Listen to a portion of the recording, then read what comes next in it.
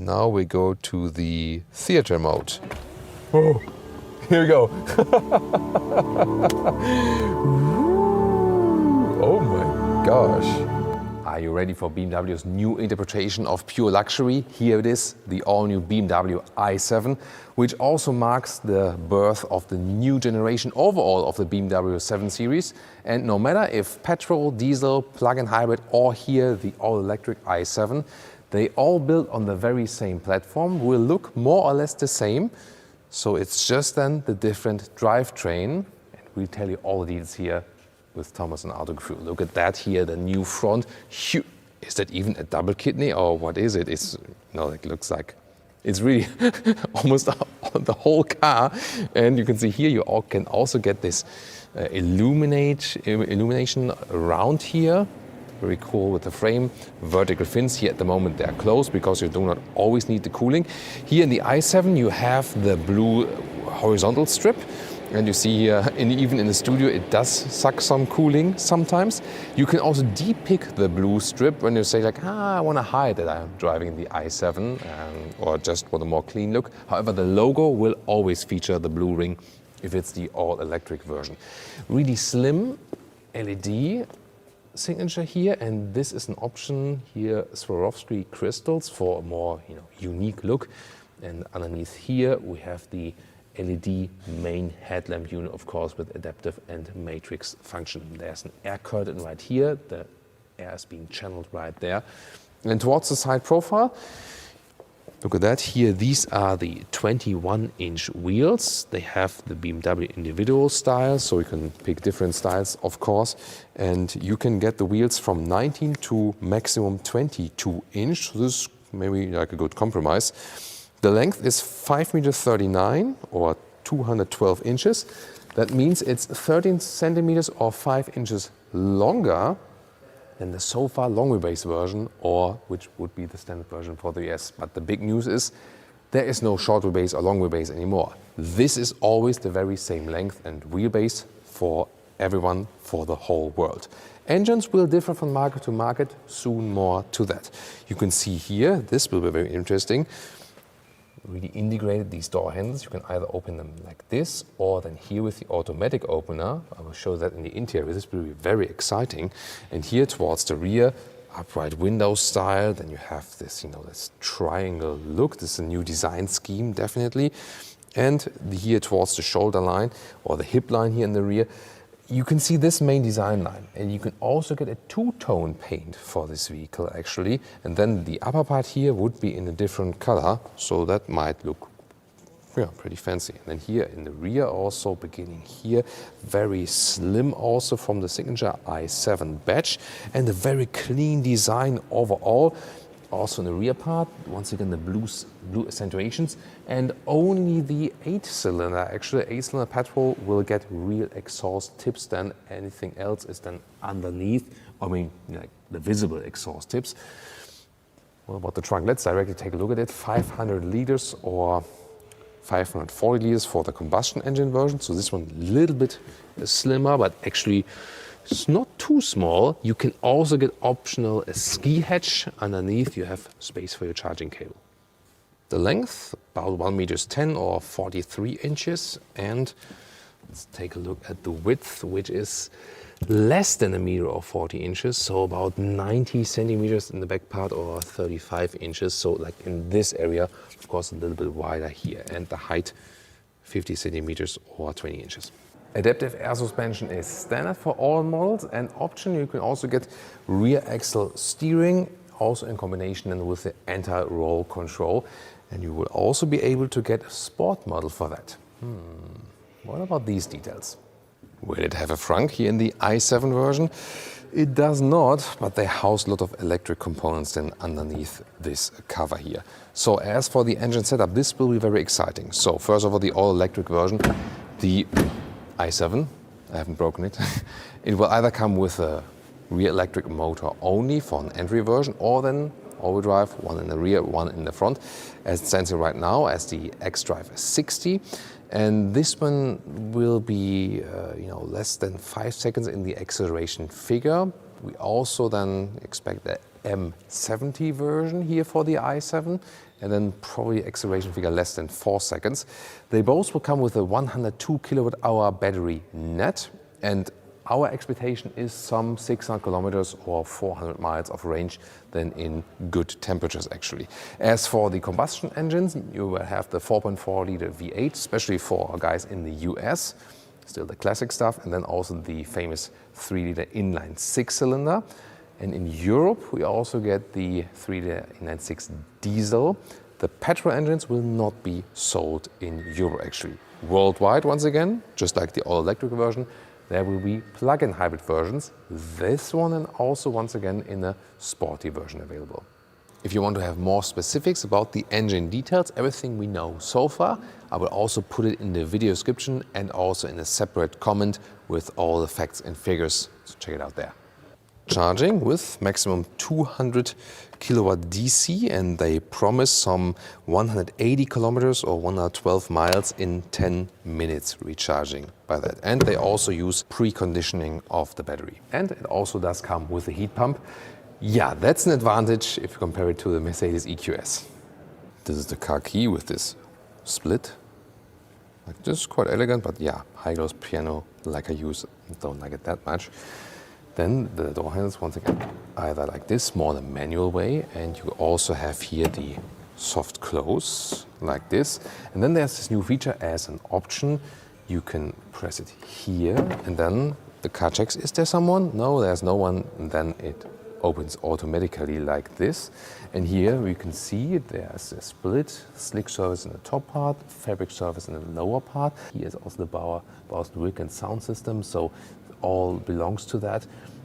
Yet again, a lot of black piano lacquer use, and this then the door release. And here, new steering wheel in an iX style with asymmetric form, so to speak, flat bottom. Still real buttons on the steering wheel, a mix, you know, like capacitive here and then real here. Same on the other side. And then we also have a matte open cell wood, that's beautiful. And we have these backlit areas here. Different colors. You can also have some animations on there. As for seating, there are 2 different seat forms available. They don't differ so much visually, but it's a little bit different than in the adjustment, so to speak. Here you can see this is still animal skin. This is wool with cashmere wool share, so this is not an animal-free seat at all. But the fabric look is actually quite cool. They could also have achieved the same thing without animal. However, base would be the so-called new Viganza material, and that is actually an animal-free seating then in 4 different colors, and this will be actually standard on all markets. Look at this new cockpit. This is really, yeah, wow, quite sophisticated. Here open cell wood, nice. Then 12.3 inch left, 14.9 inch on the right. Then you have this illuminated bar here, and it really adjusts to the different My modes. So this is here like expressive mode, but you can also pick a sport mode. Then it turns here like red, and there's more aggressive sporty atmosphere. So they really thought about this to bring some uniqueness to this interior. Is it maybe too much? But you know, we also had the discussion earlier in the Mercedes EQS, here with the relax mode, by the way. More things do happen. For example, also here the shades in the rear, they close. So it can be that not only the color does change, but more stuff. So for example, with expressive, everything opens again. Also here, this, you know, the color, the shade, nice microfiber, by the way. It is here, like the cassette for the shade is in the front, that you have more headroom in the rear. Soon going to show you that. And you already saw, what's that? You already seen the preview of the screen. Zoom more to that in the rear. Here the steering wheel, once again, the perspective from here. Here I change also something in the digital instruments when it's working. This early pre-production model. A little bit I can show you here. Content. There's no camera there yet, but you know, we can switch the view a little bit here. Head-up display is also available. Soon taking a look at that. Picking up the phone right here. Well, what do you think about this new color screen or color bar? Here, by the way, you can open or close the vents with hashtag capacitive BS. Not a fan of that. But then, like where the vents are coming from, this is like a manual control in the lower part. Here, top part is inductive charging pad. It seems to be like an opener for cooling as well. And then here, cup holders are adaptive. Then here you have this crystalline control lever in this trim at least, so you can still control that while driving, don't have to use touchscreen all the way. And here is then the shifting lever. My mode control has shown you some of the my modes already, and still this, you know, more or less manual volume jog. Then here perforation. The Viganza material, by the way, the animal-free interior will also be perforated like this, will look like this actually. Open this here in the split, more space underneath, 2 USB-C chargers.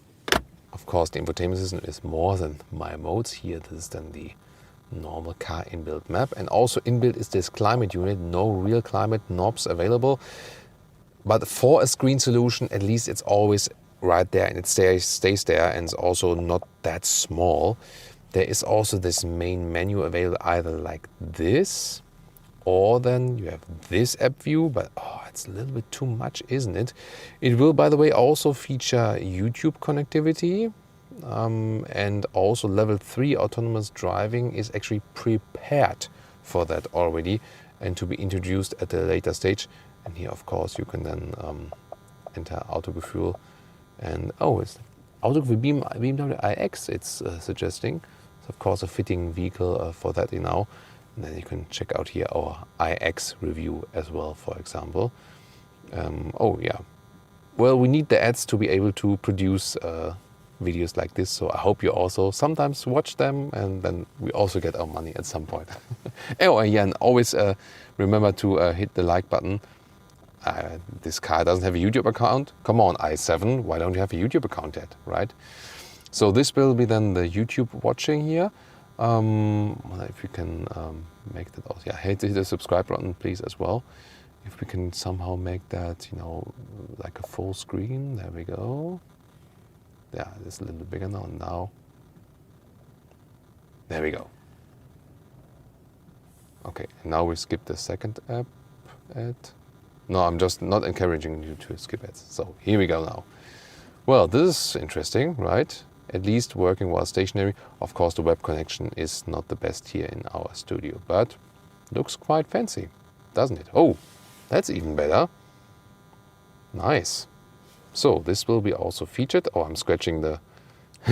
You need to check that out, it's really cool. So once again, back here to this app view. They have split a little bit here, infotainment apps, for example, and also in vehicle apps, so you can get along a little bit better. But I think OS 7 had a little bit better overview, didn't it? Automatic opening of door or closing of the door from the inside is, by the way, here in this touch area. And then there we go, door opens. In Homer Simpson style, door closes, door opens, door closes, door opens, door closes. And finally, I also have the Apple CarPlay connected. That took a while this time though. Wow, what an integration all the way over the screen. Now OS 8 also features here the Android Auto if you don't have Apple devices. And sound system here, Bowers and Wilkins. Very fine-tuned sound, just subtle in the nuances. Wow, really great. I can recommend the system. Digital instruments, you have different views available. You've also seen the map screen and so on. And you will also be able to change the layout a little bit. And the head-up display, you can also change the contents, what you want to see here. It's actually a very large one indeed. That glass roof, by the way, also features this illumination.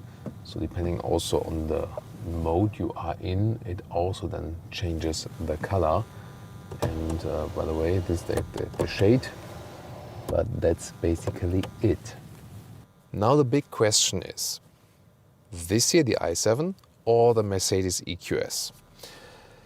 Well, I mean, technology and range-wise, in summertime, both probably will end up the same more or less. This one here does feature a heat pump. So in wintertime, there will be a range advantage for the BMW. Then as for the exterior, this is of course, you know, personal preference. Me personally would take the i7 as for the exterior because it just looks, let's say, more normal. Still has like the more German look, rectangular design, whereas the EQS is Okay, you know what I mean. So, and then on the interior, the thing is the EQS also has this really fancy ambient lighting, for example, also has a lot of unique features. However, one big difference is the animal-free seats are standard here in the BMW. That's a good thing. They also will offer an even softer service than we know before. And also BMW projects that customers, actually most of the customers, will go for the standard Veganza seats because the surface is so convincing actually, and available in the 4 colors. Steering wheel material is not yet available in an animal-free style, however, they have to work on that. But then from the whole interior concept, here you also have a lot of things that are kind of like fancy, and maybe some say, that's maybe already too much or something. Is it? I don't know. But from the cockpit layout, how you hold and touch the steering wheel, how the instruments are being oriented and so on, this here, let's say it feels a little bit more old school in comparison to the EQS, because here you also have the rather, strong high hood, for example. So although this one is with equipment with more fancy stuff, it kind of feels still more driver focused than the EQS does. The EQS more like this future glider, and here this combination of Scandinavian living room, but at the same time still ready to be a driving machine. So without having driven it, from what I've seen so far, at this moment I lean a little bit more towards the i7. What do you think? Getting a lot of light here at the moment, right? Because I'm shining at least once. So, but what about the rear when you also compare like the EQS and the i7 here? I was waiting for Jonas to step away. Maybe. One more time. So, let's see. And now? There we go.